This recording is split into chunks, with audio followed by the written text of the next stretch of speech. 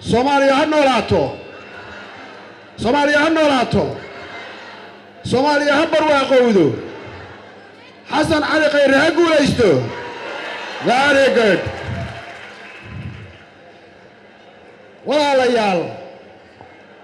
waxaan ku faraxsanahay inaan caawa ka soo qayb galo oo ka dhagaysto halkan oo ka mid ahaado xafladan uu musharax madaxweyne Xasan Cali Khayre ku soo bandhigayo siyaasaddiisa uu dalka ku hogaamin doono 4 sano soo socota. mudanayaal aniga way garanaysaan waxaan ahay Maxamed Cabdi Xayir Maarey oday 20 sano dalkan si fiican ugu soo adeegayay. waxaan soo joogay dawladda maanta xilalkeeda la isku dilayo oo aan cidina rabin inay u shaqayso. dawladda maanta qofka shaqaalaha ah ee F ah la kala dhaxlo oo aan waayay agaasime wasaaradayda igala shaqeeya. dawladda maanta ciidamadeedu sharaf leeyihiin oo aan lahayn $50 oo askarigeeda la siiyo 10 askari oo noo shaqeeyana hal xabo maleeshiya beelaadii ka adag yahay ayaa soo joogay. mudanayaal anigu systemkan dawliga dadka ku jira 99% waa uga horeeyay siyaasadda anigoo jooga ayay soo galeen. 20 sano ee la soo dhaafay dhammaan dadka soo maray nidaamka dawliga ah waxaan joogay markii ay soo galayeen. waxaan garanayaa dhammaantood waa la soo shaqeeyay. waxaan garanayaa sida ay u fekeraan iyo waxa ay qaban karaan. 22 sano ee hadda dawladnimada Soomaaliya la soo dhisayay ina ka burburtay dawlad xoog leh la raadinayay wax badan ayaa inoo qabsoomay. laakiin weli waxaa dhiman oo shacabka Soomaaliyeed ka sugayaan inaan wax badan qabanno. 7 sano ee ugu dambeeyay dalka ee dawladdu aqoonsiga caalamiga ah heshay taageero dhaqaale waxaa abuuratay rajo. sidoo kalena waxaa jirta cabsi. rajada abuuratay waxay tahay walaalayaal in hay'adihii dawladda ee heer qaran ee heer gobol iyo qaran ay la xad dhismeen oo ay dawladdu awooddo inay iska bixiso mushaharka inta badan shaqaalaheeda. waxaana sidoo kale bulshada la gaadhsiiyey adeegyadii ay u baahnaayeen qaar ka mid ah haba ugu badnaadeen xilligii Xasan Cali Khayre oo ra'iisul wasaaraha ahaa. cabsida jirta walaalayaal waxay tahay in marka ugu horeysa la fasahaadiyey siyaasadda Soomaaliya oo boqolaal siyaasiyiin oo heer gobol iyo heer dawlad goboleed iyo heer federaal la qoray oo ay kacsan tahay raadinta awoodda dawladda qabyaaladda iyo kala shakigu weli inuu jiro. markaas walaalayaal maanta Soomaaliya waxay u baahan tahay waxay maraysaa isgoys. waxay u baahan tahay hogaamiye rajada jirta xoojin kara oo adeega bulshada ee dawladdii Xasan Cali Khayre bilowday aad ogtihiin inay furtay cusbitaallo bulshadu si lacag la'aan u tagto iyo adeeg waxbarasho oo bilaash ah. sidoo kalena gobollada dalka ay gaadhsiisay adeegyo badan. Xasan Cali Khayre markaas wuxuu leeyahay anigu waxaan soo qabtay 7 xil wasiir 7 ra'iisul wasaare ayaa ii magacaabay wasiir iyadoo mid waliba dadaalayay intii karaankiisa haddana xasan cali khayre wuxuu ahaa ra'iisul wasaarihii ugu fiicnaa aan la shaqeeyo ra'iisul wasaarihii ugu qorshaha caddaa ee aan la shaqeeyo ra'iisul wasaarihii ugu go'aan qaadashada fiicnaa ee aan la shaqeeyo laga yaabee in xilliga uu yimid oo dawladdu ay xoogaysanaysay waxyaalaha qaarkood inay ka saacidayeen laakiin runtii waa hoggaamiye dhaba oo lagu hallayn karo dalkan hoggaankiisa xasan cali khayre wuxuu leeyahay tayooyin gaara oo ay ka mid tahay waa hoggaamiye howlkar ah oo daacad ah oo jecel inuu dalkiisa si hagar la'aana ugu shaqeeyo xasan cali khayre wuxuu si joogtaa u shaqayn karaa 24 saacba in ka badan 19 saacadood wax markhaati ma doontaa weeye oo wasiirada halkan fadhiya iyo dadka i maqlaya qof waliba og yahay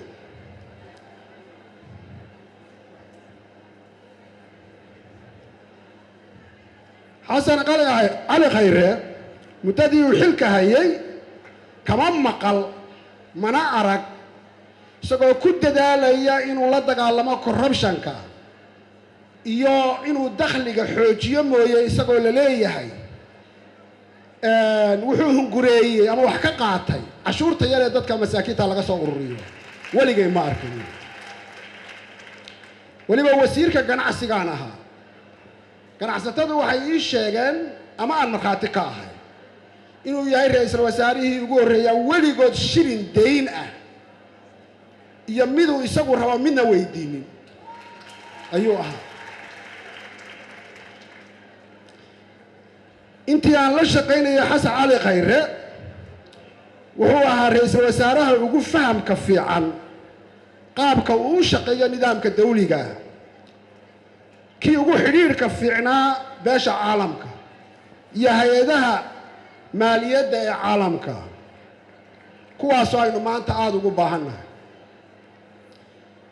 iyadoo mushkiladda shabaab ee dalkan uu ku hayo iyo sida loo wajahayo mar walba tahay su-aal taagan intii xasan cali khayre shaqaynaya waxay ahayd markii ugu horreysay ay gashay rajo ah in dalkeennu si kama dambaysa nabad u noqdo sababaha soo socda awgood sidii islow sheegay xasan cali khayre wuxuu keenay nidaam ciidamada lagu siiyo xuquuqdooda xerooyinkoodana lagu haayo oo aanay meesha loogu talagalay ka tegin halkii markii hore ay qaarkood ka shaqayn jireen hoteelada brifatka ah iyagoo qaadanaya mushaarkii dawladda wuxuu hagaajiyey qaabka ciidamadu ay u helaan xuquuqdooda sidoo kalena wuxuu hagaajiyey xidhiidhka caalamku ay la leedahay Soomaaliya taasoo khasabtay in shabaabku awoodi waayo in uu shiro madaxda shabaabka xabad in loo ugaadhsado wuxuu abuuray unugyo ciidan oo si fiican u abaabulan oo shabaabku aanay la dagaalami karin rajo weyn ayaa runtii jirtay in dalku nabad kama dambaysa helo muddadii uu xasan cali khayre xilka hayay khayre runtii wuxuu soo celiyey sharafka iyo karaamada dadka dawladda u shaqeeya oo markii u horreysay bangiyadu ay aamineen shaqaalaha dawladda inay siiyaan dayn inay dukaamo u furaan iyagoo aaminsan inay xuquuqdooda heli doonaan mar walba wuxuu sidoo kale qurxiyo hagaajiyey sharafka iyo muuqaalka dawladnimada Soomaaliya ee gudaha iyo dibadda ayuu hagaajiyey markii aanu shaqada ka tagnay aniga iyo xasan cali khayre ayaa wasiiradii iga haray qaar kamid ah la kaftamay oo xagaa kamid ah saaxiibkay xagaa xafiisyada dawladda iyo muuqaalka dawladdu qurxiyaan idhi barxadda ra'iisul wasaaraha cagaar baa laga dhigay markii hore meesha bushashbaa ku yaalay iyo maqaaxiyo meel aanu ku nasanno aad u quruxsan buu ka dhigay marka saaxiibada maani war beerta intaanu u soo noqonayay naga qalali runtii waa ku ammaanaya ilaahay wari qalalin oo sideedii tahay annaguna waxaan rajaynaynaa inaan ku noqono insha Allah ta'ala walaalayaal haddii aan ku noqdo khibraddii aan u lahaa hogaamiyeyaasha soo maray dowladnimada Soomaaliya hogaamiye ma jiro ku dhiiran karayay sidii la sheegay diiwaangelinta ciidamada ma jirin hogaamiye sida Khayre ugu dhiiran karayay inuu mideeyo dakhligii dawladda ninba boona gaara ku qaadanayay reformkii uu ku sameeyay maaliyadda ma jirin waxaan dhihi karaa Khayre waa hogaamiyaha maanta ee loo baahan yahay ugu dambeyntii mararka qaarkood waan arkaa dad dhaliilo aan run ahayn ku dhaliilaya miidiyaha waa ka arkaa qaarkood waa la kulmaa fursad baan u helay la kulmo waxay u badan yihiin dad aan xogogaal ahayn waxa lagu eedayn kariyo waxa lagu eedayn karin waxay u badan yihiin dad dana gaara haysto muddadii uu xilka hayay uu isagoo danta guud fiirinaya ka wareejiyay waxaa kaloo ku jira aan marka qaarkood ka shakiyaa in gacmo shisheeye ku jiraanoo aan la doonayn qof dalkaa wax u qabta ayaan marka qaarkood ka shakiyaa ugu dambeyntii waxaan leeyahay xildhibaanada dhalinyarada u badan ee baarlamaanka 11aad waxaynu dhaarannay 14 abriil maalin Ramadaan waxayna ku waajibay inaan dalka u doorno hogaamiye halka uu taagan yahay si weyn uga qaadi kara abuuri kara nolol u abuuri kara ummadda Soomaaliyeed adeega dawladda sidii uu hore u yeelay gaarsiin kara dhammaan gobollada dalka ayaynu u baahannahay isla baa sheegay 15 May waxa looga dhigay doorashada in 16 ama 17 lala kulmo hay'adaha caalamiga ee dhaqaalaha adduunka oo heshiiskii deyn cafiska iyo taageerada budgetka dawladda lagala fadhiisto xildhibaanada waxaan leeyahay doorta hogaamiyihii awalba keenay heshiiskaas hogaamiye fahmi kara nidaamka ay u shaqeeyaan hay'adaha caalamiga ah iyo maaliyadda ugu dambeyntii waxaan xildhibaanada leeyahay Xasan Khayre waa hogaamiye shidan